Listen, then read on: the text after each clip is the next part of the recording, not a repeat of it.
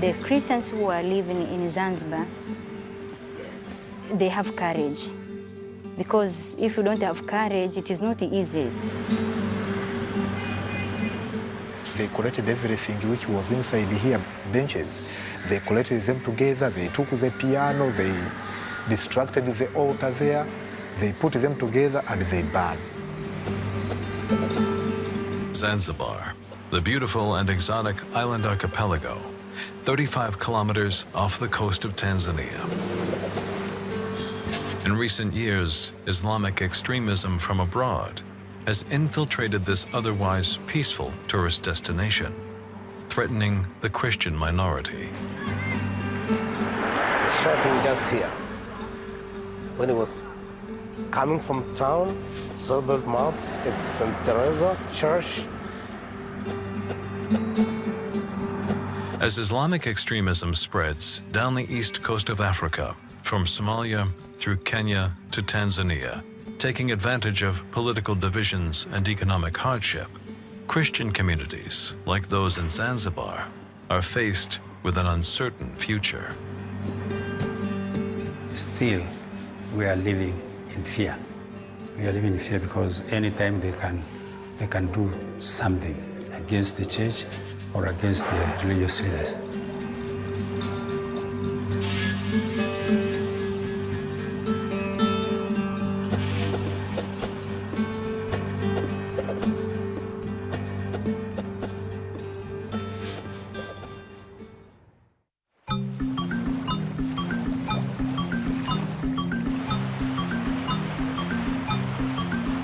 Zanzibar was a significant Indian Ocean trade base as far back as the Persian Empire. After the Middle Ages, Arab culture mingled ever more with the local Bantu Swahili people. The short and troubled Portuguese presence ended in the 17th century as the Sultan of Oman installed his rule. The economy flourished mainly because of the brutal slave trade and spice cultivation. The British Empire abolished the slave trade and in 1890 set up a protectorate, which lasted until 1963. Zanzibar became a semi-autonomous republic, and in 1964 joined with Tanganyika to form the United Republic of Tanzania.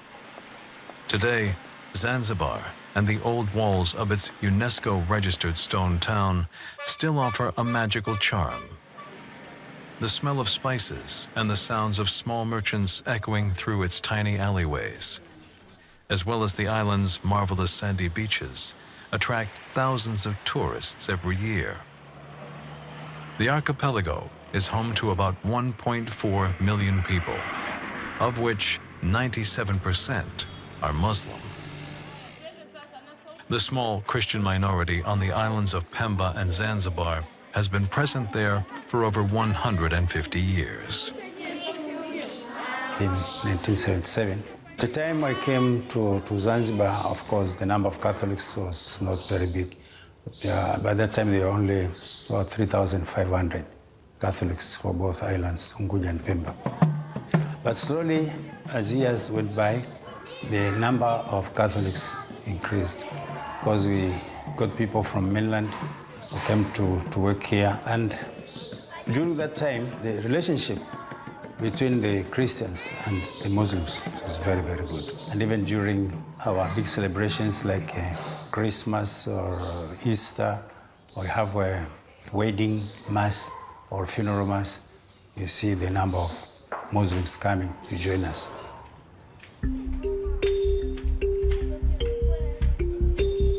In 1992, Tanzania initiated a system of multiple political parties. The issue of faith began to slowly creep into the society's debate. Where the number of Christians has increased, people started thinking, oh, now this thing, Christianity, is a phenomenon that is growing, is actually competing with the Islam. And then the population started politicizing the issue. That's why actually animosity came in. Most of the persecution over the years, it has been latent, whereby actually the Christians are simply marginalized, but silently, when it comes to education, when it comes to employment opportunities, when it comes to investment or whatever, doing entrepreneurial issues, you find that actually those chances are not equally given.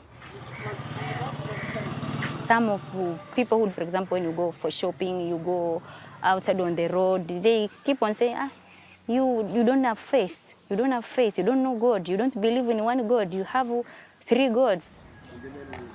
The Christians who are living in Zanzibar, they have courage, because if you don't have courage, it is not easy to get a Bible, going for Sunday Mass, dressing properly without the style of Muslim women. You find they are very courageous, so it gives picture that they are really strong.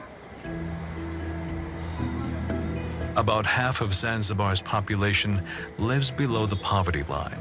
Some political fractions on the island blamed the mainland government of neglect, calling for greater autonomy and even cessation. In 2001, a group called UNESCO began to tap into these divisive sentiments. This development started very slowly. This non-government organization was established and actually registered to revitalize Islam. And in doing so, that organization will say Islam cannot work very well here nowadays, simply because there is Christianity that is growing very fast. Commonly known as Uamsho, revitalization. This particular organization then turned more or less political in agenda, arguing that if there was no union between the Zanzibar and the Tanganyika, then there won't be growth of Christianity, won't have been that fast, because people are moving from the mainland to preach Christianity simply because there is a union. So they took a union and Christianity as one and the same. So we are taken not as Christians, but as soft target, and who are actually more visible. It turns out that actually they are the Catholics. They are the majority, they are more established, so they became the first largest target. By 2011, Uamsho gatherings became popular as the group evolved from a religious charity into an Islamist political movement. The leaders rallied their supporters against the wealth on display in Tanzania's tourist resorts, calling for a dress code for foreigners, restrictions on the consumption of alcohol, and the establishment of an independent Zanzibari state with a constitution based on Sharia law. The summer of 2012 saw the first violent clashes supposedly led by Uamsho, as hundreds of protesters set fire to churches and clashed with police. It was 28th of May 2012 is when we were attacked. They came with the name of religion, trying to chase the Christians so that Zanzibar remains the place of the Muslims only. Their intention was to ban the whole church, but they failed. They come in a very big number with a lot of axes, spears, and when they come here, we have some watchmen. They ran away because the people are very many. They feared also to be killed. They came here, they banged the door, then they collected everything which was inside here, benches. They collected them together, they took the piano, they distracted the altar there, they put them together and they burned. They destroyed everything, and then they ran away. And then we reported to the government, and the government did what they decided, but it was not very satisfying.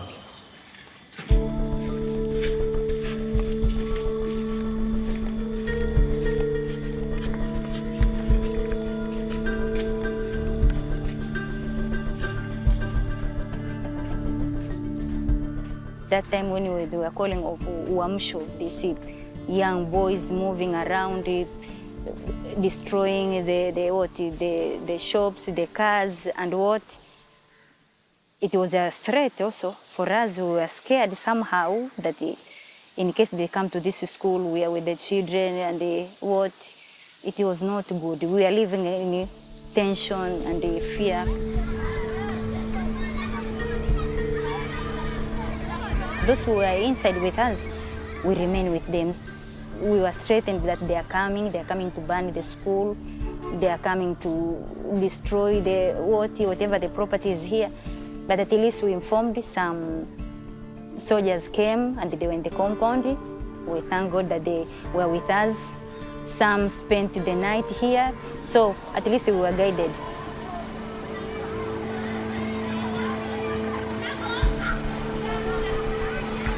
By the end of 2012, several violent incidents would shake the small Catholic community of Zanzibar. On Christmas Day, Father Ambrose Makenda was shot and seriously wounded. 2 months later, Father Evaristus Mushi was killed just outside the church where he was to say Sunday Mass.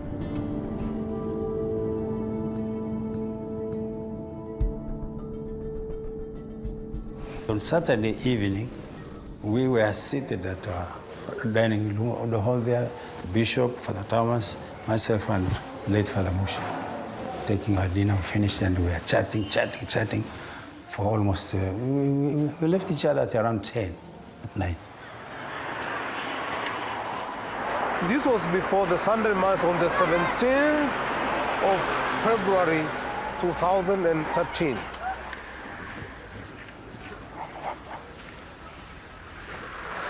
Just here. The shooting just here. When he was coming from town, celebrate Mass at St. Teresa Church, there were two people that were following him with a motorbike, and then they blocked him here. When they blocked him, there was somebody who was standing just there, and he was with a long jacket, and he came to greet Father Mushi. Oh, Father Mushi, how are you? And then Father Mushi was thinking that he's a good man, and the other people, they were quarreling with him. And then the guy took the small pistol and then they shoot him.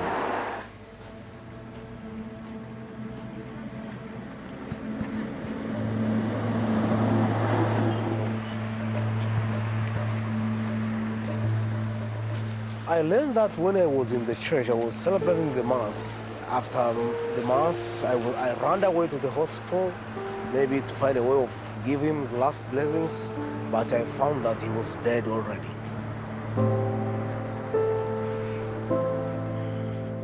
He was a good man, yeah? a generous man, and people, they like him very much. And I can say he was a holy priest and dedicated to his work.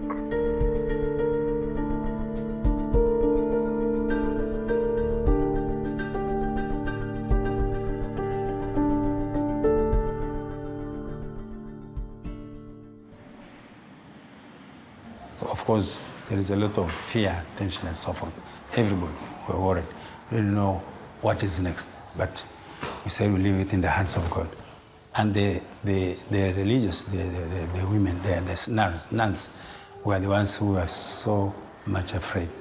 Because they thought, we want to go back to our congregations, because others come from Kenya, others from Zimbabwe, others from Uganda. So we want to. Bishop said, "You are going. Are you not a missionary? A missionary is a missionary afraid of dying. How many missionaries died because of Christianity and so forth? And you are afraid of this thing. So you want to run away. So you leave the people you're saving, and to be without a person to take care of them. No, you have to stay. This is not the way we do things. You have to stay."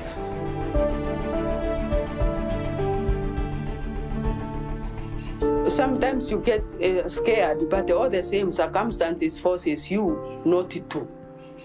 Because if I get scared, I don't come out from here. I don't go to town. We trust God, because otherwise, I mean, you are not secure. You feel you are not secure. But sometimes you have to dare. whatever will happen. You have to dare. We feel the protection of God throughout. After that incident of the death of Father Mushi, things were calm, they became calm, it was peaceful. But all of a sudden, in September, the same year, September 13th, at around 4 in the afternoon, Father Anselm Mwangamba he was in a internet cafe, and there somebody called him by phone, so he took his phone and he walked out to listen to his phone. And as he was talking, somebody came and poured acid on his face. And there were people, many people were there, but not even one was arrested.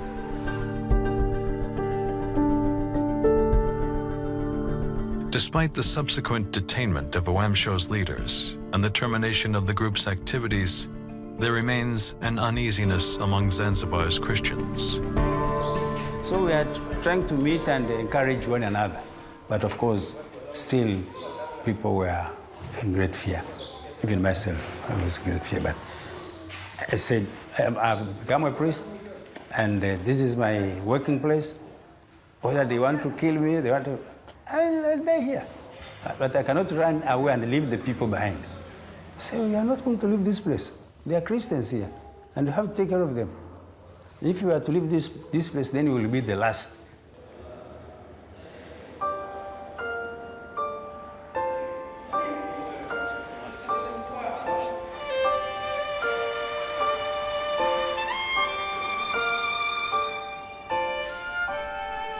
Although Zanzibar's constitution prohibits discrimination on the grounds of religious convictions, the marginalization of the Christian minority there is frequent. Whether it is obtaining permissions to build a church or receiving justice in the court of law, obstructions faced by the minorities are ever present.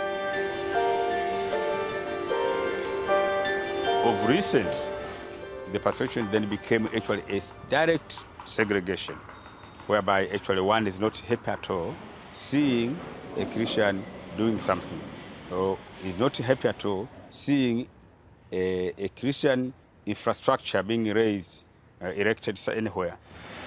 So you do get difficult in getting permissions for construction, for example. We do get difficult in getting licenses for running Christian institutions, be it a school, a hospital, or whatever. You have to go a long way to struggle to get permission.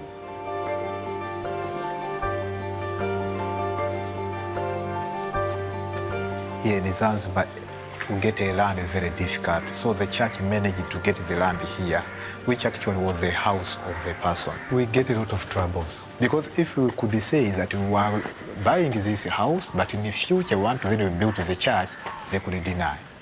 They don't like to hear anything of the church. So we bought with hiding, but our intention was to build the church.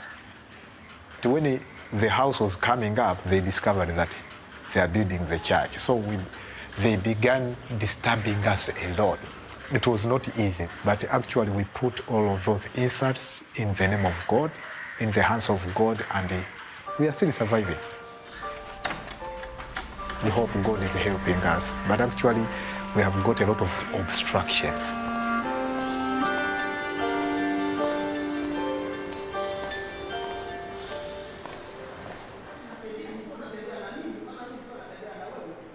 The Muslims sometimes they marry the Christians in order to decrease their number.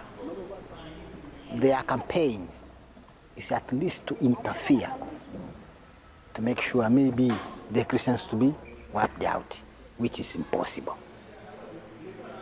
But the number of Christians is now slowly to increase with all terrifying things.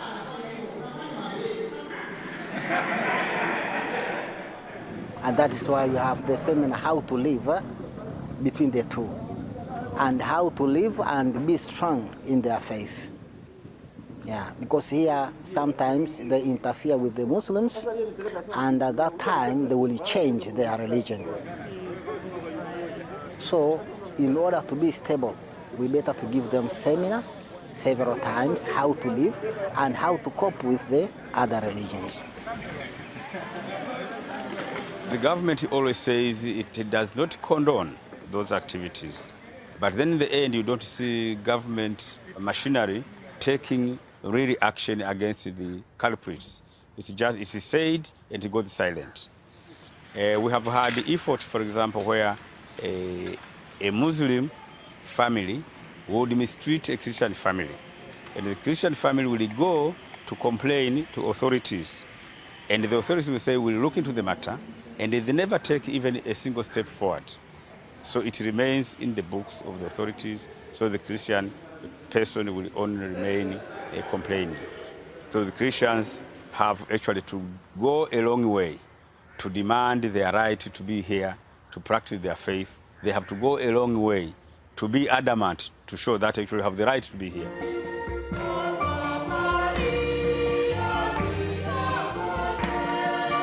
If they keep silent, they can actually be easily pushed out of existence altogether.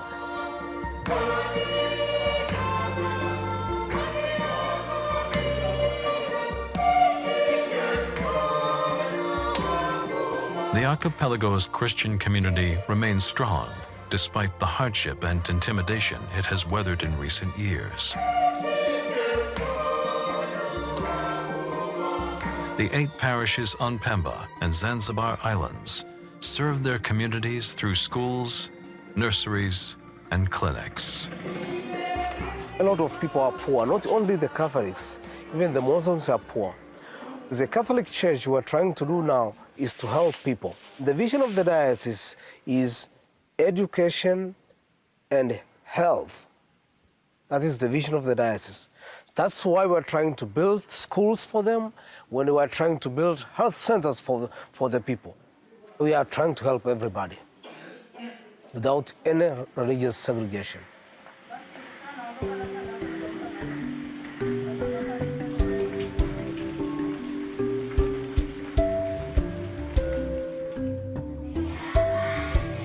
This is the Francis Maria Liberman School. It is a Catholic school, but we receive all children from different families, whether we are Muslim, Christian, we are Catholic, Lutheran. We don't separate, we don't segregate anybody, we receive them all. Those who have completed the colleges or the universities, they keep on witnessing that what you have got, we got it from the church. And they keep on encouraging others that it is good to go there, to take your children there, because what we get, it is good for our future.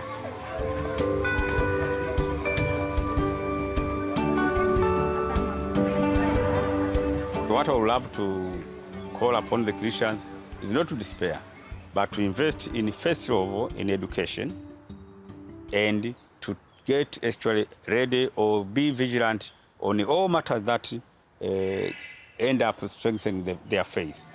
They should cling on their faith and try also to modernize. Without knowledge, without wide understanding, it's very difficult to get themselves out of the situation.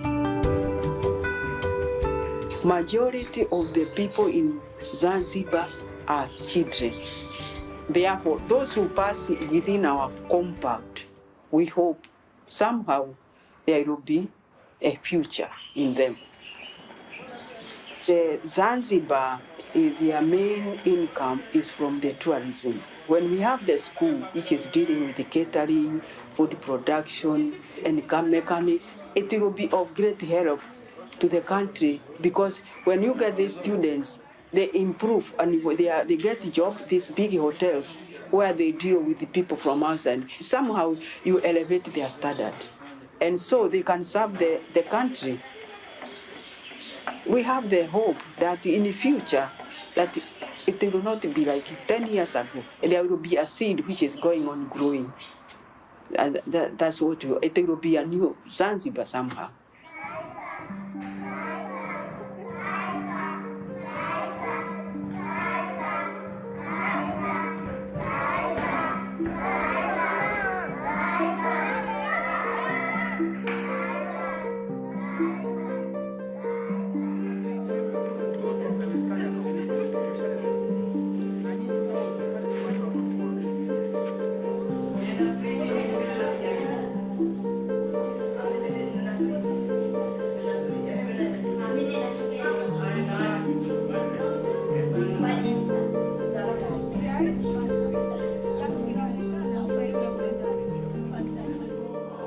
after all these incidents, the faith of the people increased because many people used to come to the churches. The church used to be full, but after the incidents, more and more people were coming to church. Not only in the cathedral here, but also in the outstations, in the rural area. The places were full of people, to show that actually people have put everything in the hands of God. So what comes to me, well, God is with us, and we shall stay here. So I'm not afraid anymore, and even people are not afraid anymore. Even the sisters are not afraid anymore. We are doing our apostolate as usual.